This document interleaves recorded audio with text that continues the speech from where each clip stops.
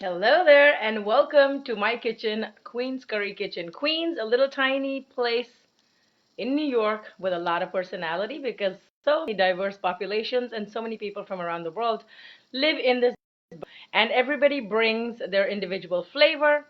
Today, I'm actually using something that comes from the Middle East, and it's readily available in the neighborhood that I live in. And in our neighborhood, we have a lot of nationalities like Israelis, we have a lot of Russians, we have a lot of Georgians, we have a lot of Uzbeks. So a lot of the Middle Eastern food culture is actually reflected in the neighborhood that I live in. And I went to the supermarket to find something that I can use in an Indian recipe. So join me today as we make an eggplant, a roasted eggplant in an onion and tomato sauce, okay? So stay there with me. I will just take a minute and I'll familiarize you with all the ingredients that are going into making this fantastic dish today. Okay, so the star of our dish is actually none other than something that is actually store-bought. Yes. So the star of today's recipe is this thing called roasted eggplant, and it comes in a jar. So typically what we do is we buy the whole eggplant, we char it on the stove or we char it in the oven. But guess what? I found this in an Israeli or Turkish supermarket. You see, it's written in Arabic something. Yes, and so I'm very excited to use this. If you open it and smell it, it really smells like the whole roasted charred flavor is very prominent in here. So I'm really looking forward to this. I think it's like this is a Turkish, yep, it says country of origin Turkey. So that's where this comes from. All right, to get my recipe started, we are going to need grated ginger and garlic. You can do minced, grated, whatever you have. I have 4 small onions finely chopped. And as a shortcut, I'm also going to use tomato puree, like crushed tomatoes, because I don't have any fresh tomatoes, but nothing's gonna stop me from making what I gotta make, baby.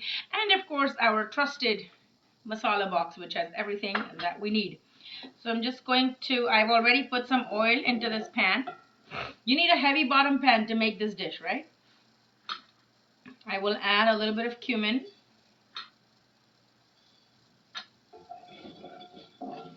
So this dish is kind of tart from the tomatoes. It's sweet from the eggplant, and it's got that nice charred flavor. But of course, the salt also goes into the dish. But it has a very nice balance. I'm not using any kind of peppers, but if you were to eat it in Turkey or in an Afghani restaurant, they would add sour cream. They would add some kind of like poblano pepper or some kind of pepper which is very flavorful. So, all right. So we're going to add the ginger and the garlic first. That goes in. Give it a little bit of a saute. So in Indian cooking, unlike Italian cooking, always add your ginger and garlic after the oil is hot, not to cold oil. I'm using regular light olive oil, but you can use any oil of your choice.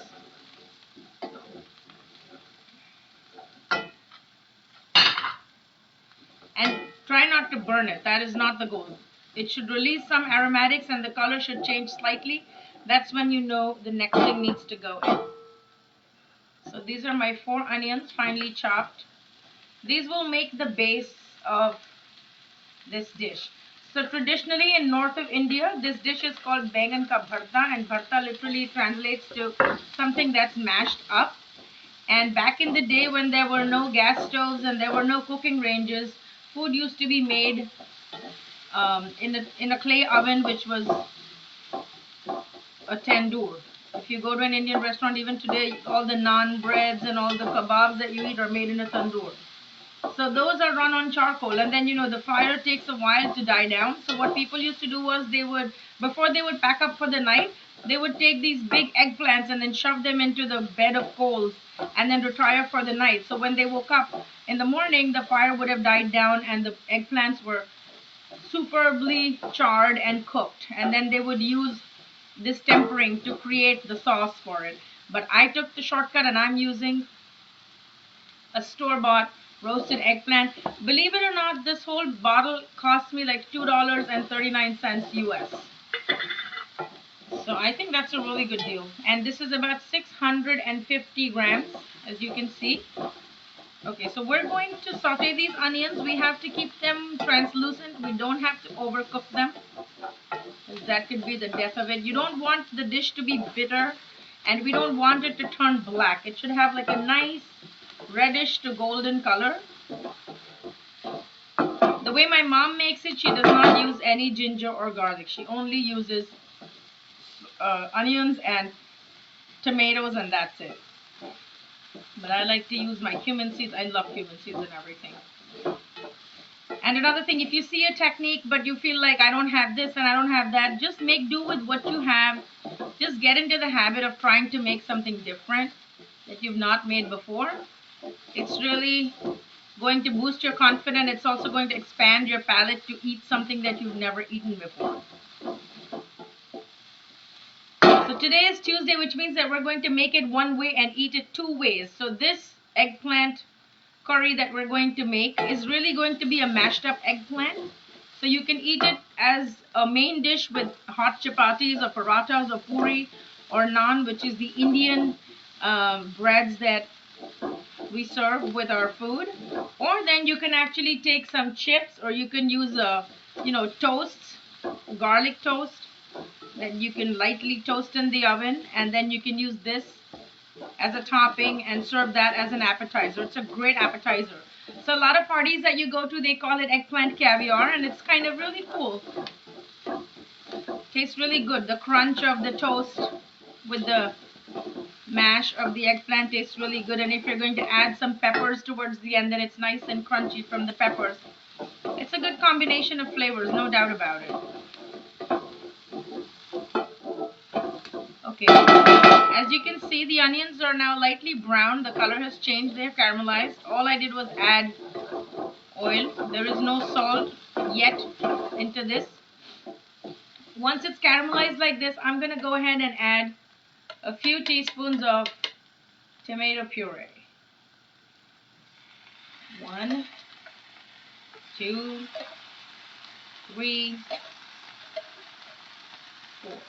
Sometimes if you're trying to make dishes, the same dish at different times of the year, if you rely on tomato puree, it can give you good results because that always has a consistent, predictable taste, whereas fresh tomatoes taste different during different times of the year. Okay, so I think it's losing moisture. Instead of adding oil, I'm going to add a little bit of water to this. Always, whenever you want to thin something down, always add hot water. Never add cold water to any dish.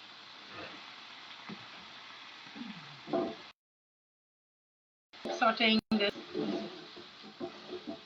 till the tomatoes and the onions incorporate. So you are trying to have a little bit of a texture to this, okay? So it's not supposed to be baby food. That's why the onions are finely chopped, but they're not overcooked.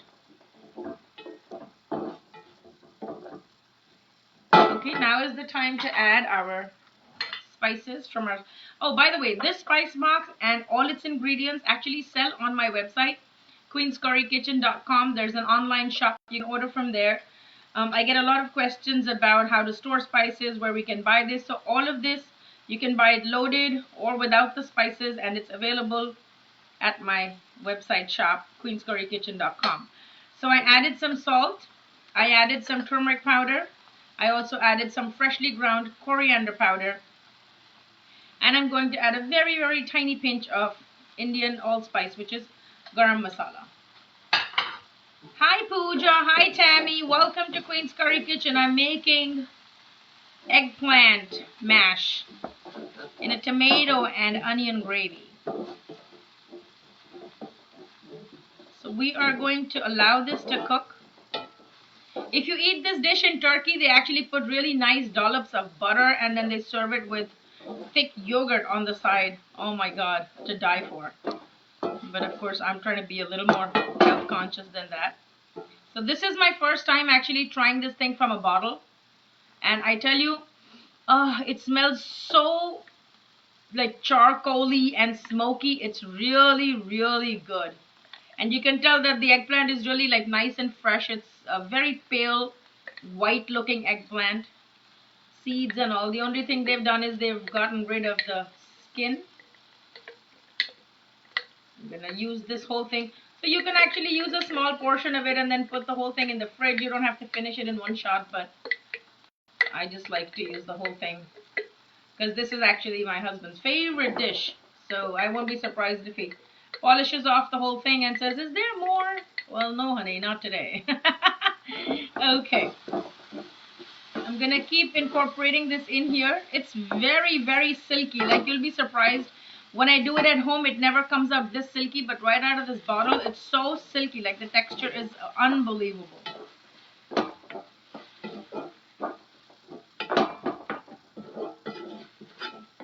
Okay, I think I'm going to have to cover this for a while.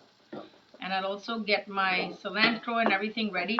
If you want, in the end, you can garnish this with a little bit of ginger juliennes. You can garnish it with chaat masala. You can put some lemon juice, whatever you wish. So I feel like it needs a little more salt still. I'm gonna add that. I don't think there's any salt in this. This whole bottle is about 77 calories. Go figure, right? Okay. And I'm gonna add one secret ingredient that I like to put in all my North Indian dishes, which really is a game changer. And that's the dry fenugreek herb. So I'm gonna be right back with that.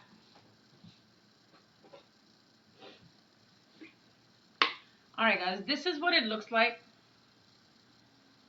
Okay, and it's literally, it looks like almost like green tea. This is what it looks like. And it has a very strong, like, aromatic, earthy, deep flavor. And the way you add it to your dishes is you take it and rub it between your palms, and then it releases the warmth of your body temperature, abrasion between the palms, releases the oils and releases the aroma that goes into your food. Okay, at this time I can see that it's sticking to the pot a little, the pan a little bit. And what I will do is I will also add a little bit of more tomato puree, only because I have a nice pretty color. And then I will add a drizzle of oil. I'll gather everything to the middle and I'll add a drizzle of oil and I will cover it.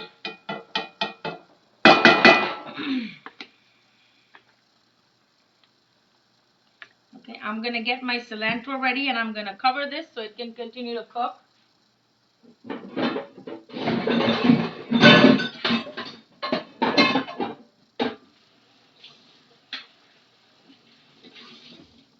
There we go.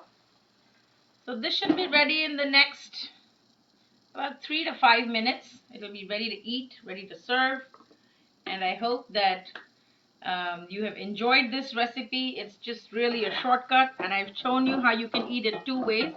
Just give it a quick stir, gather everything in the middle, and turn your flame down to low medium. That's it. Yep, it's really easy peasy.